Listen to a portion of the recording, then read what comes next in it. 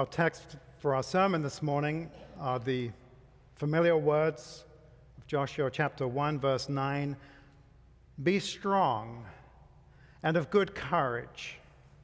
Do not be afraid, nor be dismayed, for the Lord your God is with you wherever you go. There are a lot of short, simple commands in the scriptures. Be strong. Don't worry. Have faith. Fear not. Be still. Nothing new about these commands. I think for a lot of us, we learned these teachings, these scripture quotes, as recitations. We've known about them since childhood. Well, what is the Lord saying and expecting when we read those words, those commands in His Word? Isn't it a bit like saying, don't blink? We might be able to do it for a while, but eventually we're going to blink again. So what is the point of these commands? Because we're not always strong, especially when we need to be. We do worry a lot, despite our best efforts not to. And if we're honest, we have a hard time trusting the Lord, even when we know that we should. We let fear control us way too much, and again, far more than we want. And frankly, it's hard to calm our anxious minds and be still in the midst of setback and disappointment. Well, today I invite you to explore with me the topic of strength and power. And I want us to spend some time on this topic for three reasons. First, because we tend to pick up false ideas about what it means to be strong. Secondly, we can go about our lives missing important cues that reveal the real and true source of strength and power. And third, what we consider to be signs of weakness and vulnerability, things like doubts and fears and cries for help, are actually, in the eyes of the Lord, signs of strength. And the point of this sermon is that these barriers and misconceptions make it very hard for us to grow in our faith and to grow strong in our commitments and responsibilities and to grow in our determination to be our best selves and to put others before self in lives of service and use. So what does it mean to be strong? Well, let's think first as to how society tends to view strength. We live in a world that strives to project strength and power and confidence because, frankly, its opposite, weakness, vulnerability, and insecurity, is considered a liability, something that should be hidden or buried at all costs. Countries and governments, businesses and corporations, professional sports teams and celebrities all tend to operate on this premise. You must lead from a position of strength because strength breeds success and success breeds confidence. This tends to be the world's messaging. Strength and power and influence can be yours if you happen to be physically attractive and popular, if you happen to be the smartest person in the room and have the right kind of education, if you hold an important position and status in society, or if you amass material acquisitions and accomplishments more than anyone else. Well, there is, of course, another kind of strength and power which moth and rust cannot destroy. This power and strength cannot be seen or measured in the same way as its earthly equivalent. But this doesn't stop us from thirsting and hungering for it, because it promises to feed and satisfy our soul in a way that the world cannot. This deeper type of strength, what we call spiritual strength or strength of spirit, grows ever more powerful to the degree we know how to access it. And when we do access it, it unlocks eternal character traits like grit and perseverance, and love and patience, and faith and understanding, and peace and hope, which are all character traits we desperately want to be able to use in our relationships with family and friends and co-workers. So what is the barrier that makes it difficult to access this deeper kind of strength and power? Well, let us turn to that story that you heard this morning of Naaman, the commander of the Syrian army. On a spiritual level, we all have a Naaman in us that doesn't, at least at first, recognize the true source of our strength and hope. In the storyline, Naaman had a lot of things going well for him. He had, you could say, reached the pinnacle of worldly power and influence. He had a successful career as a commander of the Syrian army. He had the respect of the king. And he had a thriving home life. In other words, he had full control over his natural life. But he was also a leper. And through a series of seemingly unconnected events, Naaman, a Gentile, finds a cure for his leprosy. But more importantly, finds the Lord in the process. At first, Naaman's pride gets in the way. He wanted help, but help on his own terms. Think of Elisha's instructions to him to go wash in the Jordan 7 times. That was beneath him. He was a powerful, important person. And we can imagine that he, in picturing what that required, would make him look weak. Well, why can't I wash in the great rivers of Damascus, was his reply. But through the prompting of others, his servants, he agrees to do it and is healed. But just picture that for a moment.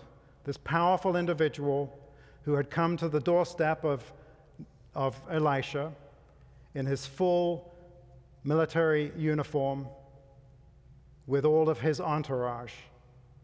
And after being convinced that he needs to do this thing, he slowly takes off all those symbols of power: the helmet, the outer cloak, his armor, puts down his sword, and goes over to the River Jordan and does that simple task of washing 7 times.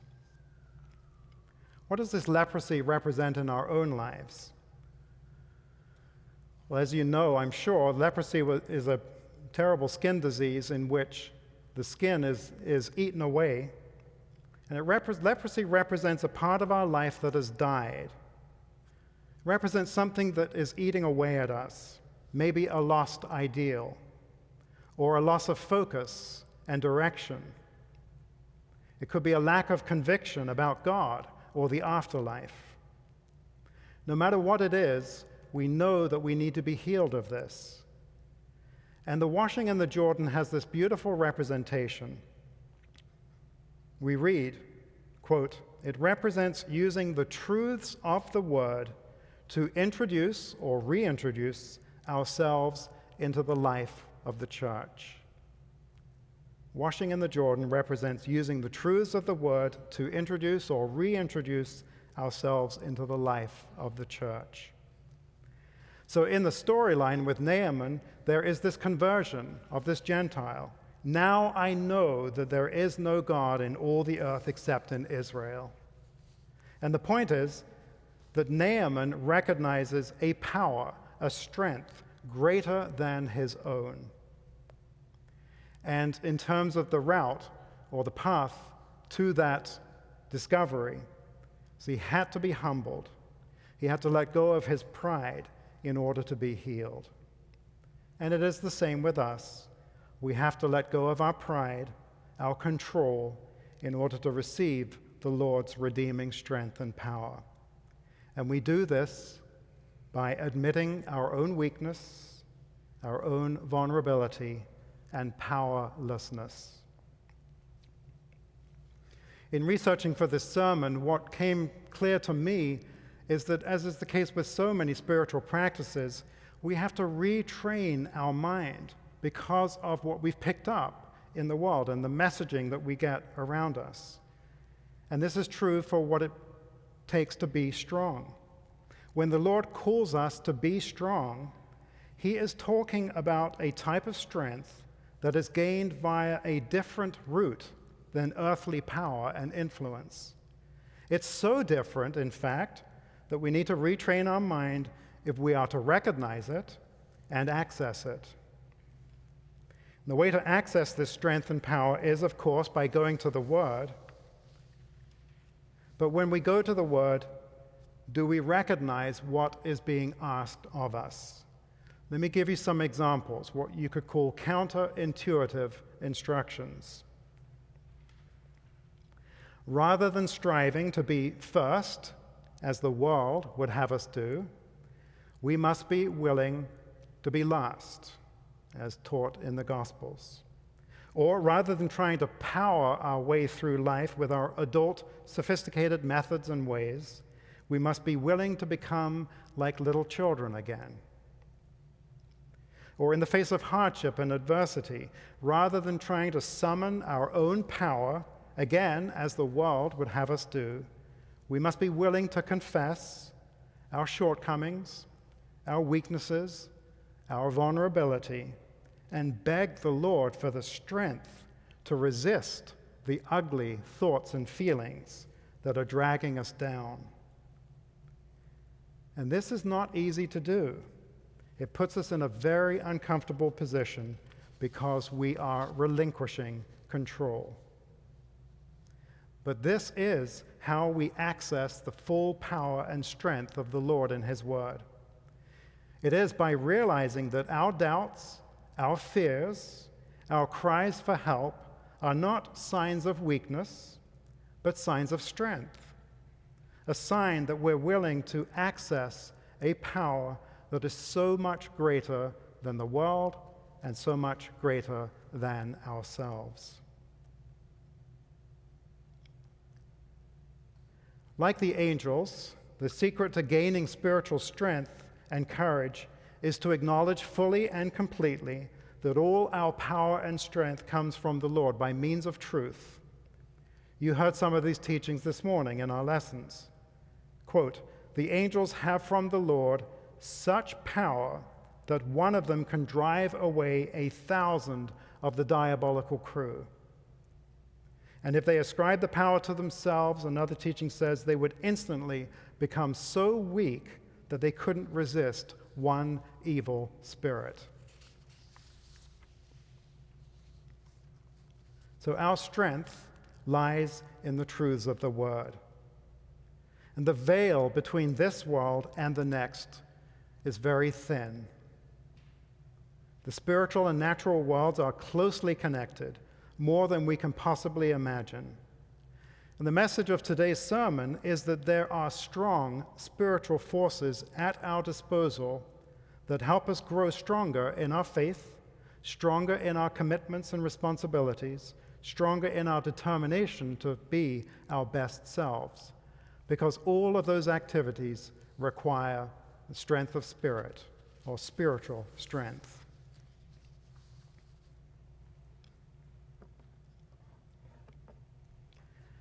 You also heard in those readings today how the truths of the Lord's Word have this incredible power, which as long as we're in this world, we just don't see. We don't see the visible effects. And in the book True Christianity, there's a section that says, here's what the truths of the Word look like in terms of their power. And it talks about different scenarios, but there's just this incredible power that comes out and makes it clear that this is not just simply knowledge, this is not simply ideas, that when we go to the Lord and His Word, we are accessing this infinite power. And it has the power, as we read in the spiritual world, to literally move mountains.